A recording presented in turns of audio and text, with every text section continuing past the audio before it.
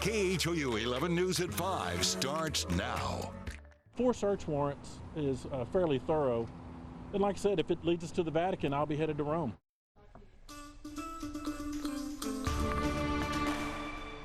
From the air and ground, you're looking at investigators searching the offices of the Archdiocese of Galveston, Houston, looking for evidence in a priest sex abuse case. KHOU 11, the first to break the story of this unprecedented search inside church headquarters and what the church deems its secret archives. And Jeremy Rogowski was the only reporter there as law enforcement entered the front door of the church's main office right here in Houston. He begins our team coverage. Jeremy, what can you tell us?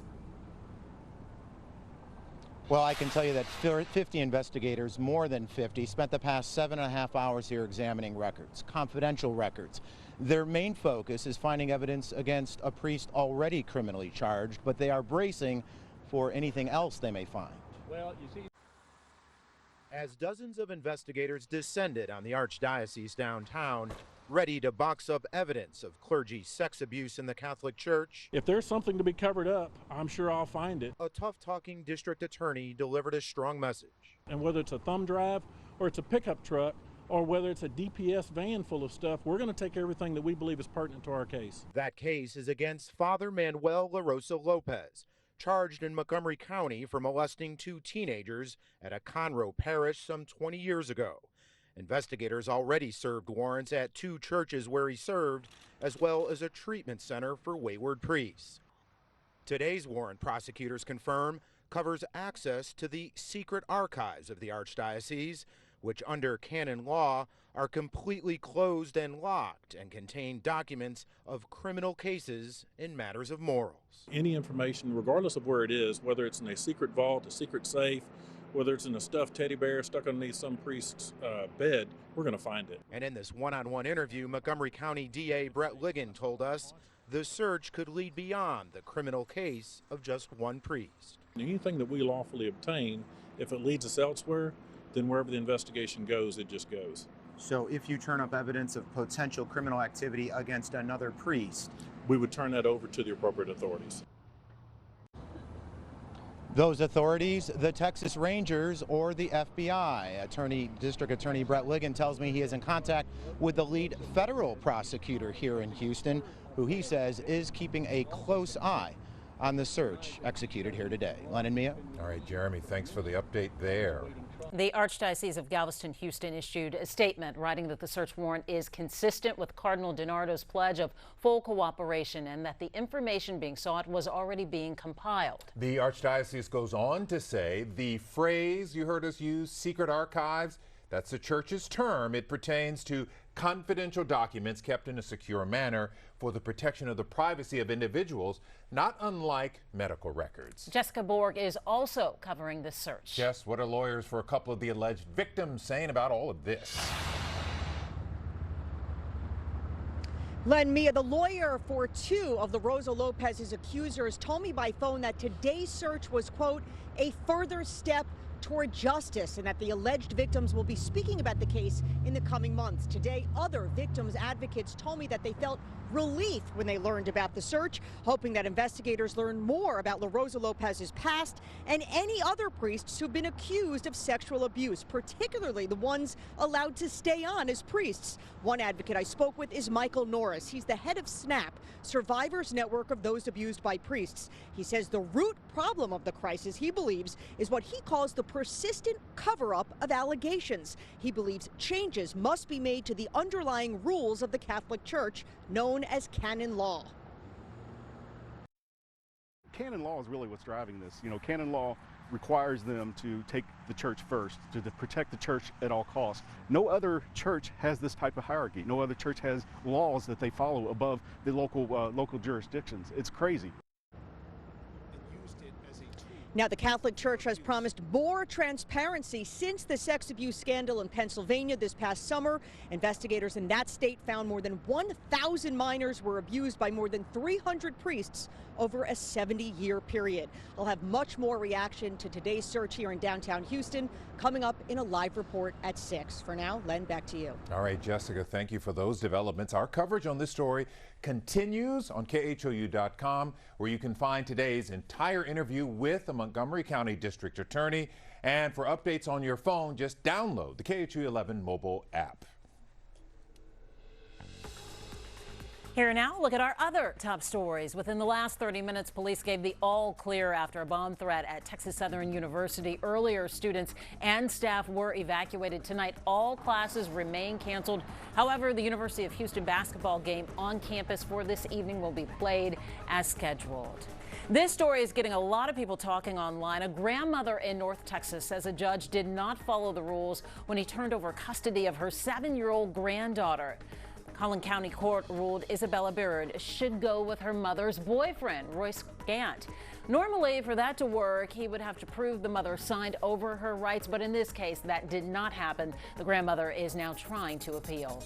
A new version of the EpiPen from Teva Pharmaceuticals is now available in limited supply in the U.S. The FDA approved their auto-injector in August while there were shortages for the life-saving medicine. The list price is $300 for a 2-pack. Another EpiPen company, Mylan, faced a huge backlash 2 years ago for raising the price 548% over 9 years. A Katy teenager burned on over 85% of his body, and now he's at Shriners Burn Hospital in Galveston. It happened when a gas can exploded during a camping trip. Tonight, Adam Bennett shares how he's doing. On a gloomy Galveston afternoon, outside the Shriners Hospital for Children. He's making amazing recovery so far as what could be expected. Brian Creduer is staying positive. He's been responding with nods, and they've just pulled the breathing tube out. So hopefully we'll be able to talk to him here in a little bit. Inside the burn hospital, after a 7-hour surgery yesterday, his 14-year-old son, Tyler, he's an amazing kid. Everybody looks up to him. Is recovering from what his family calls a freak accident. Sounds like he's a fighter. He is. He really is. A lot stronger than me. If he wasn't the age that he's at and as strong as he is, I don't know that we'd be having the same conversation right now. Tyler's dad says it happened last Friday in Texarkana, where Tyler was visiting his grandmother and the two were roasting marshmallows. I don't know if the vapors from a gas can, it was sitting a little ways away, must have ignited and exploded behind him. We know that much. He was engulfed in flames completely and for 30 seconds to a minute. Tyler was rushed to a hospital in Arkansas, then Dallas, before being flown to Galveston. Prevent infection is really what we're concerned about right now. Creduer says the support so far from the community and from Tyler's school, McMeans Junior High, has been amazing. What's the best way to help him right now? Prayers mostly. Prayers. We need prayers. There's also a GoFundMe page to raise money for Tyler's months of recovery, an all-in effort. I think it's really making a difference. While keeping the faith that brighter days are ahead. Adam Bennett, KHOU 11 News. Freak accident there. Our best and hopes for the family and for that young man. Tonight we want to get your take on President Trump's immigration strategy. Do you think the president should shut down the government if he does not get funding for his border wall? In an interview with Politico, the commander-in-chief said he'd, quote, totally be willing to do that if Congress does not approve construction for the wall. His threat coming days after border agents used tear gas to stop more than 1,000 migrants storming the border. You can vote yes, something has to be done, or no, that's unnecessary. Just go to KHOU.com/vote now. All right, let's get you caught up on the weather now. Live look at downtown Houston, where it's overcast and mild. And Brooks anticipating more warm weather. Yes. We've been talking about this all week long. How far is it going to get? Well, we're going to get up to about 80 degrees, and it's going to last for a couple of days. Sure is, right? This is supposed to be the end of November. What's going on? Well, we started off with November-like readings with low 40s, and we topped out in the upper 60s. That's pretty mild stuff, but, you know, the normal high for this region on this date is 68, so we were about where we should be, but pushing 80? No, that's not exactly normal. It's going to be way above normal starting tomorrow, lasting through the weekend. 68 degrees right now. We've got mid-levels of humidity outside, so comfortable air. 69 Sugar Land, 68 in Pearland at this moment. Galveston's checking in with 66. Rockets facing the Mavericks tonight at 7 o'clock. Heading down to the Toyota Center to see those Rockets play. It'll be very nice for you. Mild conditions, 63 degrees under mostly cloudy skies, but rain is in the forecast. Overnight, we could see some sprinkles developing by daybreak, and we'll see intermittent showers through the day tomorrow with a high temperature of 77 degrees. Coming up, we'll track that, plus a chance for some strong thunderstorms on Friday. Just 26 days to go until Christmas, and it is time to deck the halls. KDISD is helping delve out some history this holiday season. Michelle Lee of Taylor High School created this ornament that will go up on the state of Texas's house holiday tree. It celebrates 100 years of KDISD. And you can stand for Houston this holiday season by helping a child in need. We have teamed up with Reliant, Randall's Signature Care ER, and IBEW 716. This is the KHOU 11 Secret Santa Toy Drive. We do this annually. Drop off new unwrapped toys at participating Salvation Army locations. That full list is at KHOU.com. HPD breaking from tradition with 5 o'clock. The Beard standing for Houston and setting records. And an Austin landmark is about to be torn down. There's a high-tech way, however. Austinites are saving what they can. And Houston's own Beyonce, her emotional tribute to Nelson Mandela before her concert in South Africa. Paper cuts, wrinkled paper. Wrapping presents can be a pain, literally. This wrapping paper cutter claims to cut the headache out of gift giving. But is it worth it? Thursday on H-Town Rush. TXU Energy Season Pass. Call 1-866-CALL-TXU. Need something verified? Email verify@khou.com. Black Friday means the best tech with the best savings. And now at Nissan's year-end event, you can get both in our award-winning lineup. No brand has earned more J.D. Power Initial Quality Awards for cars and trucks than Nissan in 2018. Get Black Friday savings before they're gone. Save up to $3,000 or get a low $149 per month lease on the 2018 Nissan Sentra. But hurry, Black Friday savings ends soon. Did you know an average home collects more than 40 pounds of dust and dirt in the air ducts every year? It just makes sense to have yours cleaned. I'm consumer investigator Dale Cardwell. Stanley Steamer, the company you trust for floor cleaning, also cleans your air ducts. Why not do it right and hire them for both? Carpet's the biggest allergen filter in your home. Regular duct cleaning can free it from hidden health hazards. And unlike most companies, Stanley Steamer is NADCA certified to service your duct system. For a cleaner, healthier, more energy-efficient home, it's simple. It's Stanley Steamer. Thursday, it's a comedy so good, Headlock! It hurts. That was so mean! You put me in a headlock! That was a hug! You yelled headlock! Then, right on TV, the Gangs Day goes from bad to worse. You know, they put a real ice pack on it for like an hour at the ER. Well, frozen peas are much better than a real ice pack. Because? Because vegetables are good for you, duh. Don't miss a new Murphy Brown right after A New Mom, CBS Thursday. There are so many amazing things about Houston that if you weren't born and raised here like me, you might miss out. From food to agriculture to innovation, join me and get my taste of Texas. H-Town Rush on H-Town Rush.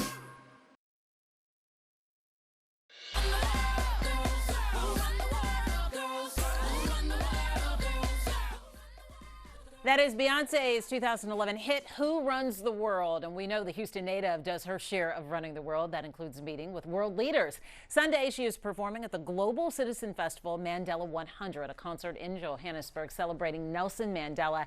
And today, the Queen Bee wrote the late South African leader an open letter on her website, saying, quote, your vision for dignity, for human rights, for peace, and a South Africa free of racism and apartheid allows us all to turn dreams into reality.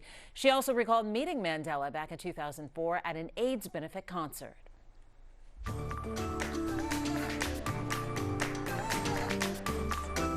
It is an Austin landmark. There it is. It is called Graffiti Park, a colorful, Instagram-worthy hotspot, and just weeks away from being demolished. This is a big sketch pad. You get to see the whole skyline of the city here. Now a company is stepping up to keep the Hope Outdoor Gallery at the park alive through virtual reality. It has taken months to recreate, and now the technology will be given to the public library for everyone to test out. Once this place is gone, everybody can kind of go back to it and I guess explore it. I think that it's really, really cool that someone's actually trying to put forth an effort. That is cool. The art inside the park, by the way, will not be destroyed. Starting January 2nd, it'll be relocated to a new installation on the east side of Austin. You know what else is looking different these days? What's that? Houston police. Yeah, I heard about this. Check this out. Goatees and mustaches. When was the last time you saw facial hair on a police officer? Yeah, leave it to Melissa Correa to track down the backstory on these beards. Mel? Yeah, and it is a standing for Houston story at its best because you see, police officers aren't allowed to grow facial hair. So if there were ever a reason to break the rules, this would be it. This is 3.5 weeks. Okay, I got a slight start. From his office with barely their hair, the fuzz. Our officers need to have a little fun, but they also need to feel good about themselves, especially in the holidays. Is breaking from tradition to beard it up. It's something that's important. It's a great cause, and I think it was a great for morale here in our department. During the month of November, police departments from across the country are allowing cops to grow facial hair. The deal, collect donations for The Cure starts now, a nonprofit that raises money for pediatric cancer research, a cause the chief carries close to the vest. You see, a friend lost his son Brock to childhood cancer. So we do it in honor of Brock and all the Brocks of the world, and I think in the hope that we'll have some more breakthroughs and we'll continue to be able to save lives. Because no parent should bury a child. So for the first time ever, HPD has a 5 o'clock shadow. And in standing for Houston, the department has raised more than $54,000, more than any other department across the country. We are the community. We're part of the community. We care about the community, and we want to do our little bit to make a difference in the lives of others. Police in League City and Rosenberg are stepping up too, all of them fundraising up until the very end. November 30th at midnight. Come over here, grab a towel, put it underneath. Here we go. Chief Art Acevedo working the razor. It's part of an HPD-only video meant to remind cops of the rules while thanking them for their service. Voila, HPD! This is our look starting December 1. And get this, the beards don't stop with the badges. Y'all are standing for Houston too. On Facebook, we asked for y'all to show us your beards, and this is John Gordon's. Well, that is what it was. He auctioned it off. He raised about $2,000 in donations to help cover his 18-month-old nephew's surgery. He says he needs a liver transplant. So between No Shave November, Bearded Up Movember, it's interesting to see how this phenomenon of growing out facial hair for a purpose has taken off. Yeah. Can I say the police chief looks like a pirate with that goatee? I kind of like it. Doesn't he? He was not a fan. Art Acevedo for the win. Yeah. But he was a good sport for playing along. I like it. All right. Thanks, Mel. Okay, a little inspiration for next November, maybe Brooks, but in the meantime, you can fill us in on the forecast. You got it. I will be shaving, but for definitely a good cause that was. Hotel Galvez, we've got overcast conditions. It's a mild day. You know, we may see a little bit of sea fog, maybe some haze on the horizon over the next couple of days with a warm flow off the Gulf of Mexico. 68 degrees at Houston, and that's about normal for this time of year. It's just that we've kind of become accustomed to the cooler weather with this unusual chill. But this is Southeast Texas, a tropical climate. Well, I should say a subtropical climate. It does feel tropical at times, but the south wind off the Gulf keeps it nice and warm sometimes, and that's what we're seeing right now. But that could also cause a little bit of sea fog with some of the warmer water over the relatively cooler Gulf waters that are in the 50s right now. We've got rain now south of the border. This is heading up in our general direction. It happens tomorrow morning. We're not looking into all-day rain, but a chance for it all day. Scattered showers for Thursday and Friday. But check this out. Some heavy snows across portions of the Northeast, especially downwind the Great Lakes around the Tug Hill Plateau between Syracuse and Watertown. That lake effect snow making it a winter wonderland, something that is completely foreign to us here in Texas, and a lot of people are happy about that. But check out this forecast. We're going to see highs in the mid and upper 70s just about every day through Monday. That means Thursday, Friday, Saturday, Sunday, and Monday. That's a lot of 70s before finally we do drop off into the 50s Tuesday and Wednesday, and that's when we could see a little bit of frost overnight, but not a guarantee. Kind of looks like an elephant, doesn't it? It's the elephant forecast. Okay, let's look at our headlines. Cloudy and mild evening, that's what to expect. On and off showers all day tomorrow and on Friday. There could even be some thunderstorms Friday, and a beautiful weekend lay ahead. But before we get to the beautiful weekend, we got to get to this. Clouds streaming in from the Pacific along the subtropical branch of the jet stream. A tropical disturbance helping to funnel a little bit more moisture our way. It could translate into some slightly enhanced rain, certainly more clouds. It's clear just to our north, but the clouds fill in overnight, and we could see some showers developing toward daybreak. It looks about like a 40% chance. I mean, we're not talking all-day rain, but just sort of isolated to scattered at times. Occasional light rain, some drizzle and sprinkles through the day tomorrow, so keep that in mind. But of greater interest, as we look to the jet stream, a disturbance in the jet stream marked by this X. Watch the dip as it heads toward Texas. It gets here Friday night, and that's when the jet stream could enhance thunderstorm activity, producing severe storms, especially up around the Arklatex, but we're right on the edge of that threat. An isolated tornado can't be ruled out. The disturbance then moves east and gets out of our hair. Cold air, by the way, festering just north of us. In the 7-day forecast, it stays away for the most part. 77 tomorrow, 77 right through basically Monday. Rain chances high on Friday and then again on Monday. And then look what happens, guys. Mid-50s for highs Tuesday and Wednesday. So fall making a return, but it's going to take a couple of days. All right. A one-of-a-kind gift